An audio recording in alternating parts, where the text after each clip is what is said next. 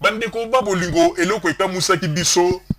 toutaki kolanda émission moko oyo ndeko na biso congolais oyo asalaka ba théâtre na kombo ya Fiston Saisai autaki kopesa bado moko na mboka République démocratique du Congo na école moko oyo bana bazalaki kotanga école wana soko talaki position na botali position nango ekosala bino na mawa mais Fiston Saisai auti kosala bado moko en tout cas et surprendre biso moko toyi komona ete voilà bato balobaka ete balingi mboka bango yo pe bato balingi ba peuple congolais ezali nde bango mais bato mususu bomona ka baganga ka ete biso to lingi mboka to lingi peuple congolais mais soko tuni bango depuis bobanda ko ganga bolingi peuple congolais ba œuvre nini bosi bosali na Congo et l'autre côté bande ko bino mokanisi motorokola Fiston Saisai a dépensé combien pour ça la geste wana a dépensé kaka mwa mbongo moko ya muke mais na oya ya zwa kaka ya muke tala geste sali on lié siko bino ba politicien mutu boyela ka biso ba makambo ebele ko ganga manini kaka boyeka kaka boyela biso kaka na ba raison kaka ba leçon bo pesa ka biso kaka ya o ba Rwandais ba Zimboka o ba nini non on lié ko pesa ka biso ba histoire na makelele wana tala ba œuvre kitoko bino ba politicien ba opposant congolais boko ko banda ko sala na mboka po ete bino bolobaka bolingi peuple bandeko eloko Fiston Saisai asali et la kisi penza ke alingi mboka na yepe azali na souci ya peuple pona nini bakoki lelo kozwa Jean-Pierre Bemba ndenga zalaki kuna na Congo vice-président Gesso Fiston Saisai asali Jean-Pierre Bemba depuis azali vice-président tina ndenga bima Congo atikala kosala yango te atikala kosala yango te soki toyebisi bino bobi bolukela biso geste eloko moko Jean-Pierre Bemba sala déjà pour la population depuis azalaki vice-président tina ndenge abimaki mboka eloko nini asali mpona kolakisa ete bino nde bobanda kobenge mwana ya mboka asali eloko te mais soki lelo baza koyebisa bino ete ntango basalaki baenquête na ndako na ye bakangi ye na bakesi ya bambongo bamilliard na ndako na ye kuna na Portugal mais bokomi tuna ndenge nini ata geste ya muke pamba salelaka peuple te yango tolobi ete bato wana nyonso tu balukaka baintérêt na bango ce sont des commerçants bandeko po tokende mosika te papa Botamba tiela biso bilili ya Fiston Saisai ebongo nsima tozongela masolo na biso tant ya groupe Saisai apesi esengo na bana nyonso ya badara descente na ekuna esalemaki avec impact na idéologie na cadre ya 10e anniversaire ya groupe na Saisai ye a préféré aya ko fêter na bana ya badara tango akomi kuna tout droit akiti na école oyo babengaka école ya bitoko condition oyo bana batangelaka awa etouchaki Fiston Saisai makasi lokola lanaki on la journal Lingala facile akiti kuna bayambie na directeur école oyo ba faire visiter botala modèle école ezali nama wana pasi komona keza ya bitoko baba ezalaka te ba tableau ya malonga te batolo kutu tika na yo ba utilisaka nde maputa pona kokima moyi tanga bimili banda Fiston Saisai apesi message na ye na bana nyonso ya badara pe na école oyo mais lokola zali comédien monene ya République démocratique du Congo démonstration pe salemaki kaka kuna na kati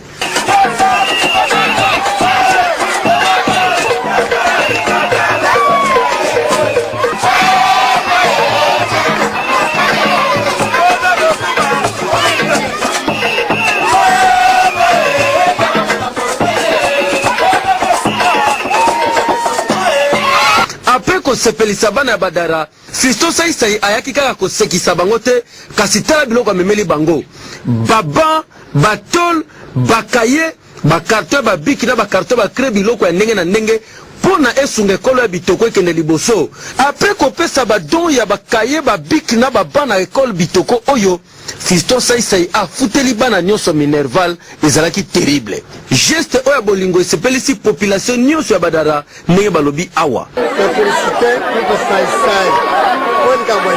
aza politicien te ayepona mawa ya nzambe mpo nzambe asengaki bantu ya ngai nzambe bazala na mawa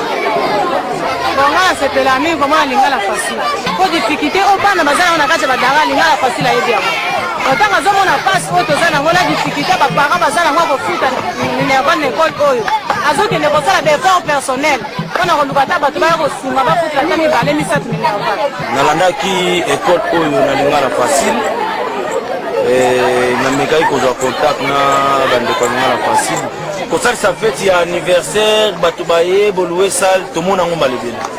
alors nga na préféraki na place ke tobukuta mokuwa mieux mokuwa wana ezala bango bana bazovanda baotangela mieux vaut makembe ezala ta tableau sucre ezala ta bacrie epuis bakaye bana bazwa po batanga kwa ya solo tala bacomédien oyo tokoki kotiela motema na république démocratique du congo neti Fiston Saisai na motema na ye ya mawa mpe ya kosunga ntango alongwe kuna kobima azolinga bima na badara fami moko ye mbangu kobelela eke papa biso oyo toza na problème bakufisaki mwana bango depuis 4h du matin ti ba 16h baza na mbongo ya kokunda te Fiston Saisai asimbami lisusu na motema oyo azalaki nango apesi fami mpo na bakunda mwana bango ndenge esengeli match mpo na Fiston Saisai pardon bolukela yango kombo asekisa bato na Congo asunga lisusu bato geste malamu ekolanda yango oyo terrible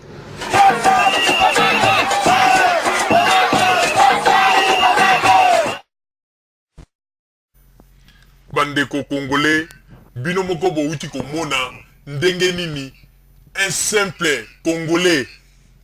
moto azali kozwa pe kaka mbongo na makambo ndenge ya bateatre kaka kobomba mwa moke moke mais botala geste auti kosala ezali eloko moko oyo ya kointerpele ba opposant congolais pe ba politicien congolais oyo balobaka ete balingi peuple ndeko avant ya kotelema liboso ya bato mpona koloba olingi peuple bayebaka yango na bageste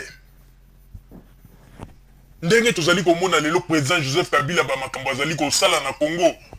ndenge azali kobongisa banzela ndenge azali kosala bamakambo wana nde bazali kolakisa amour oyo moto azali na yango mpona peuple mais amour ya peuple ezalaka na badiscours te ya bamaloba kaka te po ete basystème wana ya maloba tozwa yango depuis deuxième république bandeko il fallait sikoyo baacte po ete peuple asa yoka mingi peuple asa ankesa mingi boloba mais peuple akomi nde na besoin ya baaction parce que soki totali malamu soki lelo balobi ete na 32 ans wana babimisela biso bamikanda ya badiscours oyo depuis babanda kobeta tina ndenge bato ya deuxième république baye kokende ntango mosusu ekoki kobimisa ta ba 30 mbale ya bapapier oyo ya badiscours na badiscours oyo bakonzi ya Congo basalaka mais pesa eloko te badiscours okomona maloba kitoko soki kaka mokonzi apesi mokongo histoire esili yango wana tozali kondima Joseph Kabila Kabange aye na système ete mosala esalami nsima ye kopesa discours voilà un président qui raisonne président oyo ayebi ete peuple anyokwami peuple congolais azali sikoyo na besoin ya discours lisusu te azali nde na besoin ya mosala emonana Joseph Kabila comprendre yango yango tozali koyebisa na bacongolais il faut tondima bato lokola basaisai bango nde tokoki koloba ete bazali bato oyo balingi mboka non oyo bazali na bapoto awa bazali kosenga kaka bapeuple congolais bambongo bopesa biso bambongo po ete tofaire fonctionner chaîne na biso kosignese bato bapétition po ete bambongo elekaka na bacompte na bango baji wana nyonso tosi toyebi yango yango wana tozali kosenga na bapeuple congolais il faut bozala mayele boyeba banani balingi mboka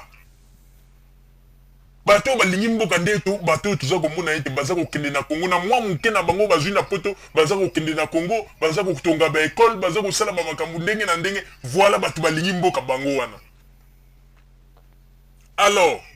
sans plus tarder tokotiela bino sikoyo babilili mpona kolakisa bino ete bato oyo balingi mboka oyo bazalaki na amour ya mboka oyo balingi mboka Congo mpe balingi peuple congolais tokolakisa bino kaka na mwa moke oyo bango bazwa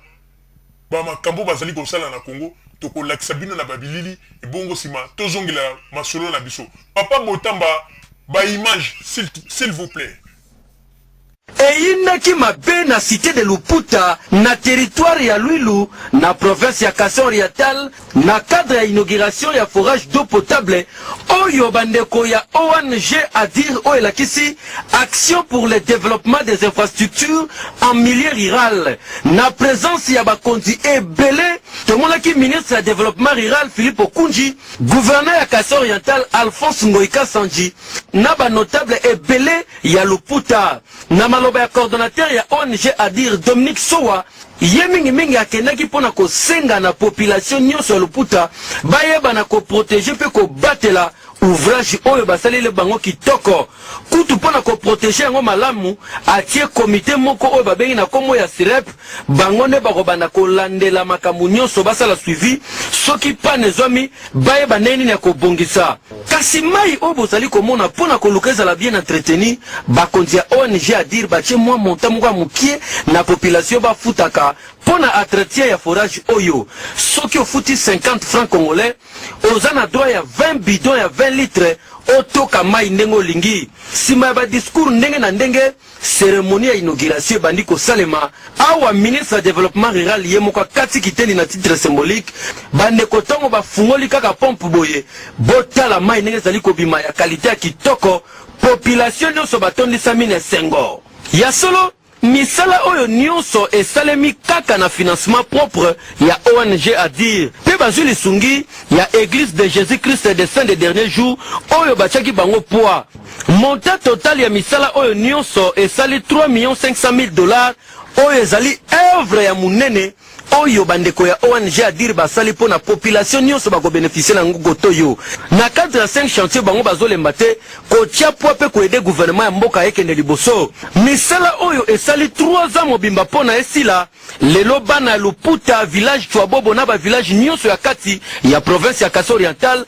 bazali deja komela mai oyo ya kitoko grâce ya ONG ADIR asaleli bango tala gouvernement congolais ba ONG ya kosoutenir yango parce que baza ba congolais bazosala pona intérêt général ya ba congolais nyonso ONG ADIR tondimeli bino po bien-être ya ba congolais ezotala nde bino macho na cité Luputa betamaki Chintunga.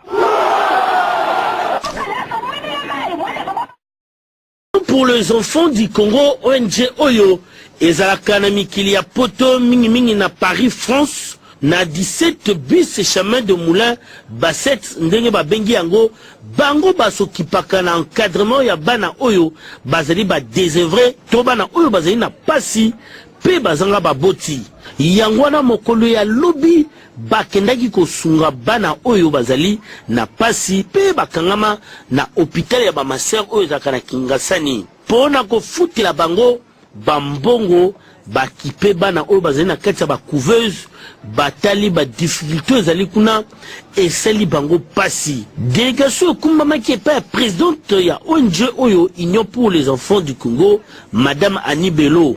Après avoir kosunga bana oyo ya hôpital ya bamasio ya Kingasani délégation inde bakipe kutu teke bakoki kokota mayanzi bakiti na quartier Badara esika wapi tolakisaka bino école oyo ezalaki ya bitoko école oyo bana bazali kotanga na difficulté moko ya kosakana te bakei kuna bamemi bango enveloppe mpona basomba batol